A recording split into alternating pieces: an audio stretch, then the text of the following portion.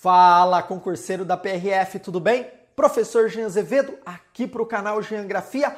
Hoje trabalharemos 10 questões e questões muito interessantes porque vão trabalhar diversos temas da temática nação e território. E lembra daquela minha forma de explicar, eu amplio as possibilidades que essa questão possa aparecer agora com uma outra roupagem. A CESP adora fazer isso, ela pega uma questão de concurso anterior e aí ela vai colocando elementos ou tira elementos e cria uma nova questão. Então se você pega provas anteriores, você vai falar, nossa, essa questão apareceu no meu concurso. Por quê? Ela é praticamente a mesma, mas claro que aí eles dão aquelas mudadinhas aí para te confundir. Tá? Então fica atento nessa aula que vai ser show de bola. Mas antes eu quero dar um recado aí matador para quem é aluno da plataforma GabaritaGel ou ainda quem quer fazer parte aí do nosso projeto de aprovação. Nós vamos ter 3 revisões. Revisão 1, dia 15 do 1, revisão 2, 20 do 1 e revisão 3, 30 do 1. Essa aqui é especial com dicas assertivas, já que eu fiz toda uma análise de provas anteriores aí, fiz uma tabelinha, falei assim, ó, isso vai cair. Cara, eu sei que eu tô falando, você vai ver que essa aula aqui é muito importante. Importante também para sua redação, que geopolítica pode ser tema e de qualquer outra forma vai te ajudar a discorrer um texto dissertativo com riqueza de detalhes históricos que a disciplina, né, te oferece aí. Tá? Tudo isso na plataforma gabaritagel.com.br. Então, se você quer ser aluno, dá uma olhadinha na descrição, dá uma olhadinha nos comentários, tem um cupom de desconto matador para você fazer parte desse projeto. Estamos na reta final e é importante que você revise os conteúdos de forma rápida, objetiva e dinâmica, em cima daquilo que cai. E é isso que eu busco fazer, tanto aqui no canal Geografia, quanto lá na plataforma GabaritaGel. Suave na nave? Tamo junto? Vamos para a aula! Então vamos lá, pessoal. Questõezinhas de nação e território é um tema-chave tanto para a prova quanto para a redação. Por quê? Quando nós falamos de território, nós estamos falando de poder. E quem exerce esse poder sobre esse espaço geográfico é o próprio Estado. O Estado delimitou limites que ele protege com força policial, com força militar e também com uma legislação que é a Constituição e as suas leis derivadas. Então está diretamente ligado à proteção do espaço geográfico que pertence ao Brasil. Território pode ser, né, toda a superfície ali terrestre, quanto a atmosfera até determinada altitude e também o mar. São aí os territórios. Tome cuidado que a zona econômica exclusiva não é território, mas o Brasil pode utilizar os recursos naturais que nela existe. Suave? Vamos lá, vamos para a questão que é isso que interessa. Questãozinha show de bola porque ela é bem direta. Você tem que saber isso assim de cabeça, não tem o que discutir. Está falando do território federal. Antes o Brasil tinha esses territórios federais e o território de Guaporé, criado lá pelo Getulhão, mediante desmembramento de uma parte do território dos estados do Acre e do Amazonas. Meu Deus do céu! Lembro você que o Acre ele foi criado a partir do Tratado de Petrópolis. Vou contar aqui rapidinho, de forma bem resumida, essa história. Os seringueiros começaram a invadir o território boliviano, porque não tinha ninguém lá, tinha seringueira para extrair lá o látex. Tá, foi invadindo, extrativismo vegetal. Quando o governo boliviano caiu a ficha, falou, pô, tá cheio de garimpeiro aqui, vamos expulsar esses caras. Mas os garimpeiros tinham arma, pensa, no Brasil, muito tempo atrás, lá no século XIX, essa região aí era de Deus dará, né? E aí teve um pequeno conflito entre bolivianos e esses garimpeiros que o governo brasileiro teve que intervir. Quem interviu foi o Barão do Rio Branco, nas nossas principais assumidades aí das relações internacionais, da geopolítica. E aí ele falou assim, ó, vamos parar esse conflito, deixa esse território para o Brasil, já que está ali, ele é presente, já muitos brasileiros tirando a subsistência do lugar. Em troca, nós construímos uma ferrovia que vai te fornecer uma saída por mar, porque a Bolívia já tinha perdido a saída por mar para o Chile, e fica tudo suave, fica tudo tranquilo. A Bolívia assinou lá o Tratado de Petrópolis, mas o Brasil não cumpriu, o Brasil não terminou a ferrovia e o Acre ficou para o Brasil, não voltou para a Bolívia. É legal a gente pontuar isso. Essa questão está errada. Por quê, Jean? Porque não foi o Acre, e sim o estado do Mato Grosso. Então, a partir do desmembramento do Mato Grosso e do Amazonas, você teve aí a criação do território federal de Guaporé, do Getúlio Vargas. Vamos para a próxima questão, ó. O Brasil sempre se caracterizou pela existência de uma região ou em outra, de fronteira, de povoamento. Viu com o processo de industrialização do campo, o aparecimento de fronteiras de modernização nas quais se verificam profundas transformações socioespaciais. Então, o que ele está falando aqui? Que nós tivemos ali uma nova dinâmica do capital se estabelecendo no território brasileiro, principalmente pós Segunda Guerra Mundial, isso se intensificou, no momento que o Brasil entra na nova divisão internacional do trabalho, proposta pelos Estados Unidos. Então o Brasil tinha que produzir monocultura de exportação, tinha que ser um país urbano, tinha que rasgar o Brasil com estradas, tudo dentro da política 50 anos em 5 do Juscelino Kubitschek. Presta atenção nisso que pode aparecer em questões lá na temática integração do território a partir da industrialização, urbanização e atividades agrícolas. Ambos os tipos de fronteiras suscitam novos centros de comercialização, olha aqui, e beneficiamento da produção agrícola. Estamos falando da região centro-oeste. A nova fronteira agrícola, mas é nova ou é velha? Agora é velha, porque você já tem outra expansão em direção ao Nordeste, utilizando a água lá do São Francisco da Transposição, de distribuição varejista e prestação de serviços, ou, em muitos casos, de centros que já nasceram como reservatórios de uma força de trabalho temporária. Isso aqui pode se relacionar, por exemplo, com a cana. A cana, no período da colheita, o que acontecia anos atrás?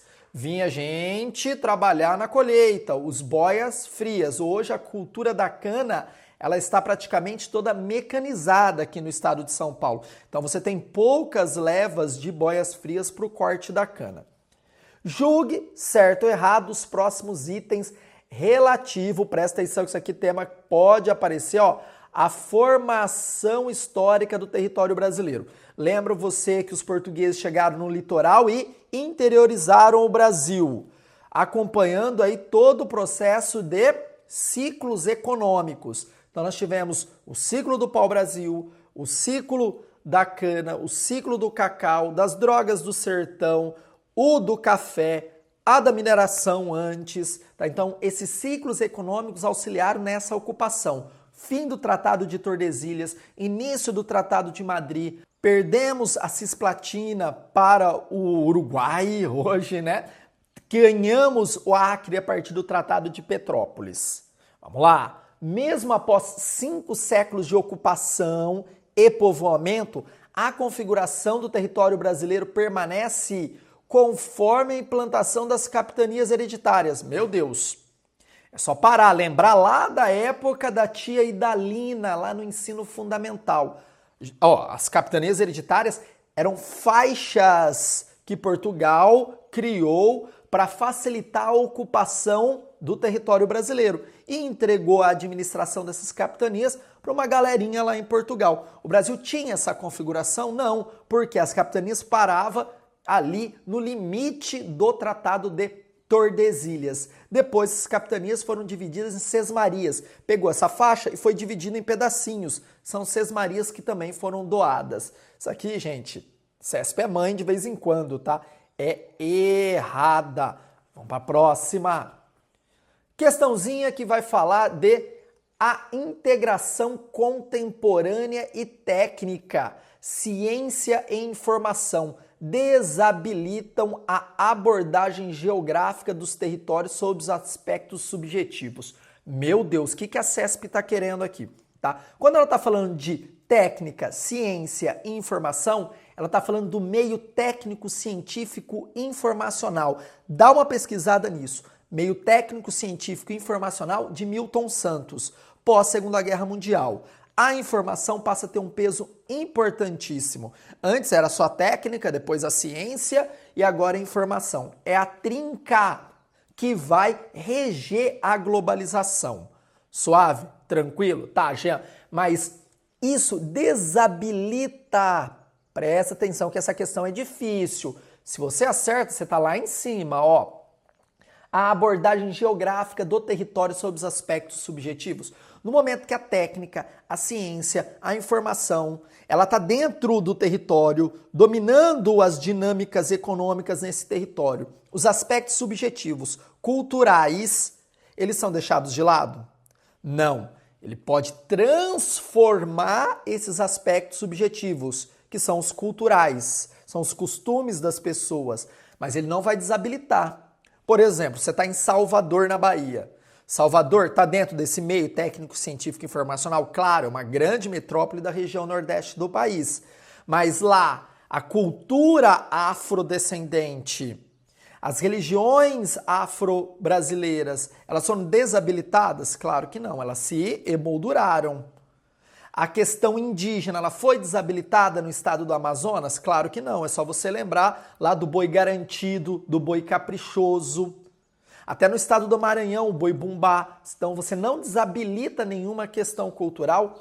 Então olha aqui, errado. Quando eu falo subjetivo, quando eu falo imaterial, vai ser errado. Suave? Ó, então curta aí, se você gostou dessa questão, já curte, se inscreva. A tendência é que a gente tenha outros concursos aí, tá? Da Polícia Rodoviária, por conta da dinâmica desse concurso, muito rápido, certeza que a gente vai ter outro. Concurso da BIM, concurso das polícias militares, Corpo de Bombeiro, oficial da Polícia Militar do Estado de São Paulo, do Barro Branco. Ó, o canal é show de bola para oferecer conteúdo de ciências humanas para você, tá? Então já se inscreva e curta, isso já ajuda muito o nosso trabalho. Relativamente ao processo de ocupação inicial do território brasileiro, a questão indígena ela é bem suscitada. Julgue o item que se segue, né? Sempre aquele gatilho da CESP. Foi irrelevante o impacto sofrido pelas sociedades indígenas localizadas no Brasil com a chegada dos europeus. Você está vendo que a CESP, às vezes, cria-se um terrorismo, gente? Estou falando das questões de geopolítica, tá? Então, ela dá uma questão mais tensa, com uma palavrinha ali que pode te confundir, aspecto subjetivo, mas depois ela traz uma questão mãe, uma questão dada, que é essa questão aí das sociedades indígenas, se elas não sofreram influência dos europeus. Claro que sim. Primeiro elas foram aniquiladas, né? Os europeus trouxeram doenças, os europeus obrigaram os indígenas a trocarem de religião, oferecer a humanidade, entre aspas, aí, para os indígenas. Então, já marco como errado aqui. Não tem nem como discutir, uma questão bem tranquila. Você não vai errar, eu te garanto. Ó, vamos para a próxima. O pau-brasil... Olha aqui, você vai lembrar do quê? Ciclos econômicos. Tá vendo? Quando cair essa questão territorial, sempre vem remetendo os ciclos. O primeiro ciclo. Ah, o português chegou lá na praia e falou, nossa, que madeira bonita. Olha, os índios usam para pintar o rosto. Nossa, sai uma cor vermelha. Vamos levar lá para Portugal. Vamos vender essa madeira. O pau-brasil não gerou uma atividade econômica sistemática, nem determinou a ocupação do território brasileiro. Meu Deus, para! Claro, foi o gatilho. Por quê? Inicialmente eles não encontraram ouro, que era a ideia dos caras, encontrar ouro aqui, ó. Os espanhóis encontraram ouro lá do outro lado. Nós precisamos a corrida desenfreada pelo ouro. O ouro só vai ser encontrado depois, o ouro de aluvião, né? Tô andando, vi uma pepita de ouro ali do lado do rio, tá? Para, gente. Coloque na sua cabeça, o pau-brasil foi importantíssimo aí pro início da ocupação portuguesa. Errado. Ó, tá tranquilo, né? Tá suave, tá favorável. Vamos para a próxima. A respeito das noções de Estado, olha a CESP, governo e administração pública, julgue o item a seguir. Povo, presta atenção, território e governo compõem os três elementos constitutivos do conceito de Estado. É uma questão, gente, que a CESP colocou ali para arrumar treta. Por quê? Porque você está falando de três componentes do Estado, estou analisando geograficamente, na disciplina de geopolítica, tá? Não estou falando da questão do direito aqui. Tá, compõe o Estado? Compõe. Você está falando do povo, do território que o Estado determina o poder sobre esse espaço geográfico a partir de legislação e poder militar, e o governo, né, que ele administra, por isso que ele dividiu em regiões para facilitar a sua administração, porque o Brasil é um território gigantesco. Tudo bem, mas é só isso. E a soberania?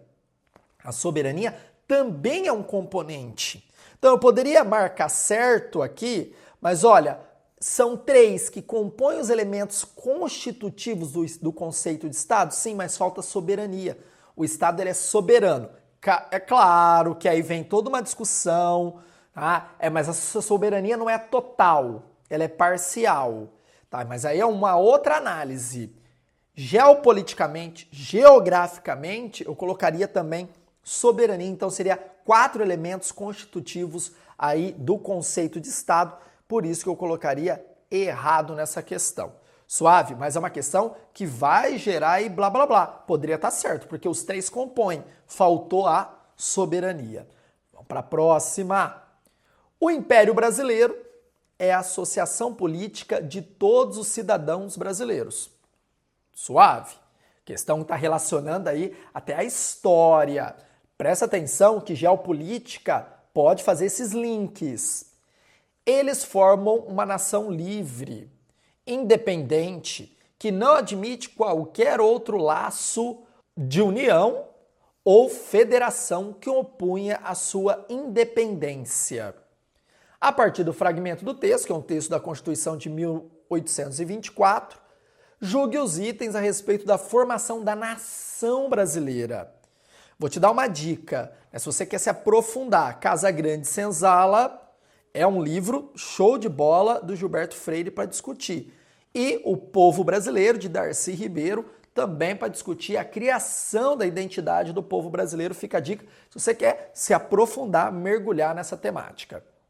Ao longo do período imperial, não houve nenhuma lei regulamentasse a propriedade fundiária no Brasil, apesar do país ser, à época, essencialmente agrário. Para pensar. Fim da escravidão. Princesa Isabel lá assinou a Lei Áurea. Os escravos estavam livres. Para pensar. Ele mora onde? Na área rural. O que ele vai querer? Terra. O que o governo assina?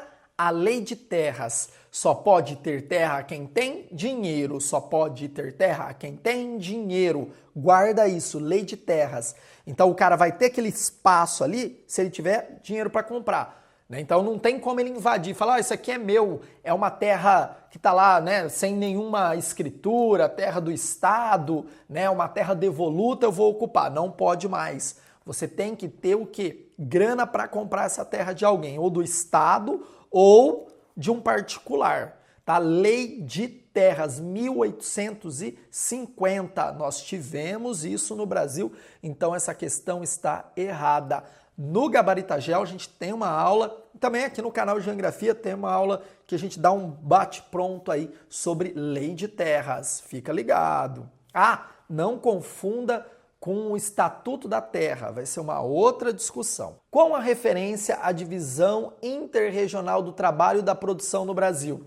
Também é tema do seu edital. Tá vendo que um tema pode ligar a outro diretamente? Então presta atenção, tá? Isso lá no Gabaritagel a gente tentou fazer, conseguimos, tá? Conseguimos fazer. O pessoal aí tá dando feedback muito legal dentro da plataforma. Olha aqui, a Zona Franca de Manaus é uma concentração industrial, tá certo? Período militar, processo de ocupação do território do norte, ocupar para não ser ocupado. Então os militares criaram uma estratégia de desenvolvimento dos rincões do Brasil e Manaus foi escolhida para essa área de montagem de equipamento. Então vem os kits da Ásia, chega lá na Zona Franca e é montado. Moto, televisores, quase tudo vem da Zona Franca de Manaus.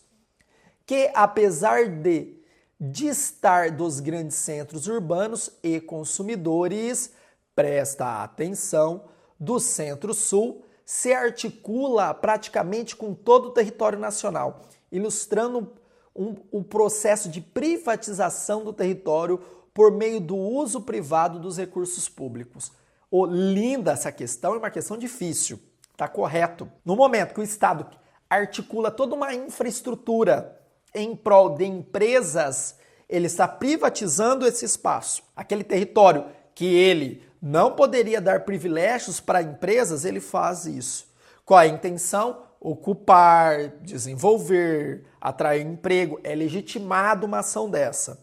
E a Zona Franca de Manaus, ela tem vários postos de distribuição espalhados em todo o Brasil. Então vem o produto lá de Manaus, que é um local distante dos grandes centros, fica na cidade de São José do Rio Preto, no entreposto da Zona Franca, e depois é distribuído para todo o estado de São Paulo, por exemplo.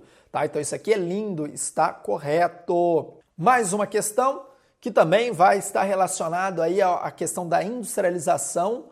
Os governos militares, a partir de 1964, que derrubou João Goulart, optaram por meios de integração do território brasileiro, como as telecomunicações. Então ele está falando aqui que os militares falaram assim, vão investir em telecomunicações, abandonando grandes projetos rodoviários. Os militares, eles tinham uma ideia megalomaníaca de grandes empresas, de grandes construções, os elefantes brancos, né? Aquele dinheiro investido, pegou aqueles avultuosos empréstimos do FMI para construir a Itaipu, a Ponte Rio-Niterói, a Transamazônica. Olha aí, se eles tivessem abandonado os projetos rodoviários, para pensar, eles tinham pensado na Transamazônica, nas BRs, eles pensavam também nas telecomunicações, mas não abandonaram os projetos rodoviários. Isso aqui está errado. Pensa, gente, né? As empresas tinham chegado no Brasil com um aporte financeiro gigante lá no governo JK, dentro da dinâmica do capital. Os militares iam bater o pé contra isso? Claro que não. Seguiu a mesma toada de investimento em estradas. Sem caminhão, o Brasil para. Parou, não parou? A frase é verdadeira. E essa frase é bem antiga, lá do período militar. Vamos para a próxima. Territorialização, desterritorialização, reterritorialização, difícil a palavra, hein? Constituem processos reveladores, essa é uma questão difícil também, do movimento social e da dinâmica do capital. Então isso é claro, né? Conforme esse território ele vai se moldurando, vai se transformando, as dinâmicas do capital e as dinâmicas sociais vão se alternando, os quais geram e redefinem identidades e vínculos com o território. Tá, vamos pensar, União Europeia é um território? Não, não é. Então, mas você tem ali os países que fazem parte da União Europeia. No momento que há uma livre circulação de pessoas, vai redefinir as identidades? Vai redefinir. Os vínculos, claro. As pessoas transformam aquele espaço num lugar. O que é um lugar? Onde eu tenho afetividade com o espaço. Então, por exemplo, o principal lugar é seu quarto, é sua casa. Mas o seu país também é seu lugar, numa outra escala. Então, por exemplo, eu estou morando em Portugal. Vou usar o exemplo da Europa por conta de ficar mais fácil vocês conseguirem elucidar isso. Moro na Europa, lá em Portugal. E aí, eu saio e vou morar na França. Eu tenho outro apego agora sobre o território francês, eu vou tentar ali, né, me adaptar à cultura francesa? Vou. Então vai redefinir algumas identidades, sim, né, e vínculos com os territórios. A mesma coisa aqui no Brasil, os nordestinos vindo para trabalhar no Sudeste. Também vai modificar a identidade. Os filhos vão ter outro comportamento, a família vai ter uma outra construção. Suave, gente. Ó, passei aí por 10 questões de nação e território, vai ser muito importante. Olha, e faça parte, vai lá, não se esqueça, gabaritagel.com.br, o último desconto, matador, 3 revisões, perde não, vai ser da hora. Tamo junto, Gabarita Gel.